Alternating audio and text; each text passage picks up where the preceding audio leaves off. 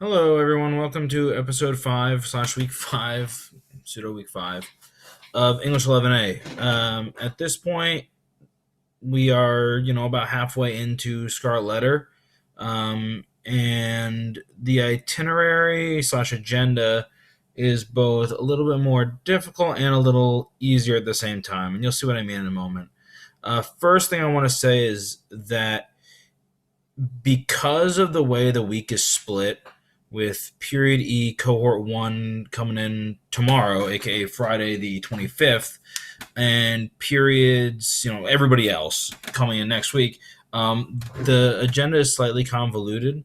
So, what I'm going to tell you is this: I'm going to be addressing the agenda for everyone except Period E Cohort 1.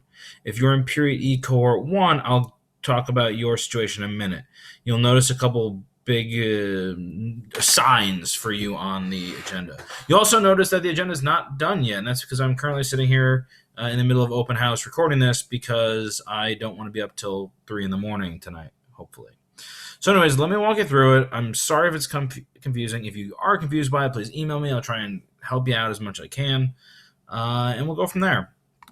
So first of all, as I mentioned before, it's not too difficult to see. If you're in Period E, there are some giant instructions for you. So, if you're Period E Cohort 1, you're going to skip the in-class section of the agenda. Now, the reason for this is because everyone else has the Scarlet Letter, has the Scarlet Letter reading due on Monday, September 28th. Now, I didn't want to bump up the reading for Period E Cohort 1 because I see you again tomorrow. So, we're going to be doing a slightly different thing that, don't worry, everybody else, your time will come. But, so Period E, Cohort 1, you're going to ignore this first part for right now. I will discuss this more in depth later on. So, basically, everybody else, we're going to be doing the same thing we've been doing. We're going to discuss Scarlet Letter as much as you see fit. And then when we're done, you're going to have time to read the next set of chapters. And this time I'm giving you not much. I'm not giving you any extra work, really, because you have a couple big things coming up.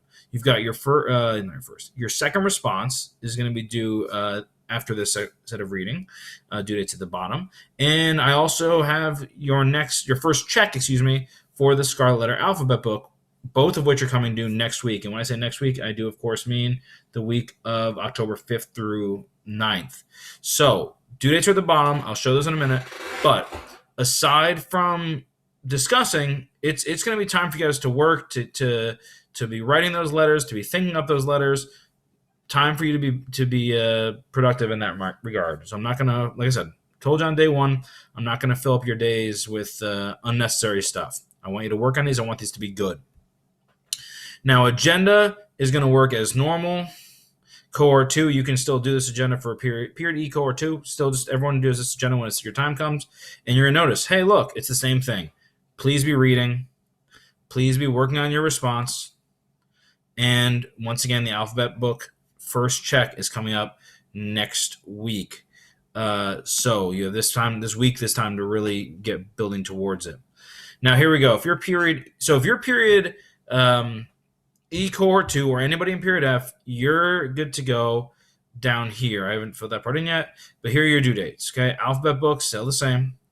Rough draft of the letters 1 through 12, not next week, as in, so it's going to be confusing, 28th to the 2nd, but here are your dates. The reading is due there and the response is due there.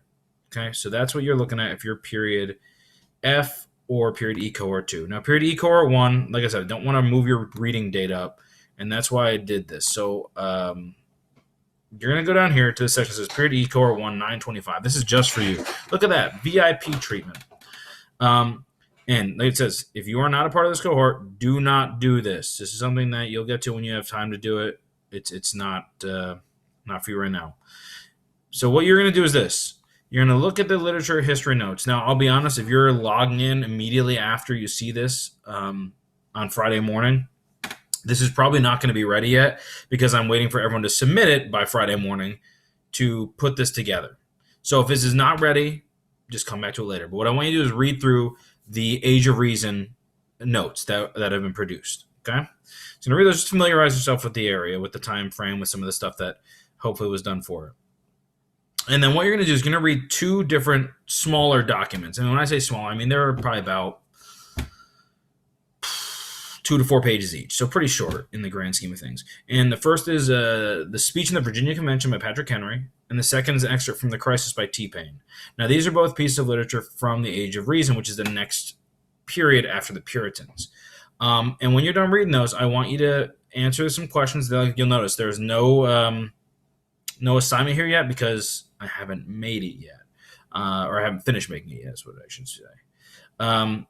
But when it's there, you're going to knock that out. And look, it's going to ask you a couple basic comprehension stuff, a little bit about argument, because that's what these pieces are. They're arguments that people in this country were making for independence, that we should fight for independence. But the other thing I want you to be thinking about as you're reading these is how do we go from the Puritans to here? Where can you see a change, a shift between the Puritans, who are God-loving, God-fearing, all about the God, to the Age of Reason, which is a somewhat different take on God. So I want you to think about that, and that's what you'll be talking about there. You'll notice I'm going to be asking you for one question on this to use evidence from both the Puritan packet and these two readings, so be aware of that. So I know this is slightly confusing because Period E Core 1 has got a little asterisk next to their name. Hopefully it all makes sense, and if you, like I said, if you're confused, if you're thrown off by this, then send me an email, try and clarify. Understand that with the schedule rotating a bit differently and us not having a straight 4-day week, it might have it'll rotate through eventually. But I don't want to bump up your reading right now. I don't want to give you half a week to read the same amount of stuff in Scarlet Letter as everybody else is getting a week for. So I think this is the least painful way to do that, despite the convolution and the confusion nature. So hopefully it makes sense. If not, I'm sorry. Let me know. I'll try and clarify.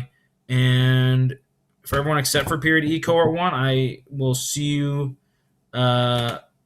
next week in Period E Cohort 1. I'll see you tomorrow. So that's about all I got. Thanks.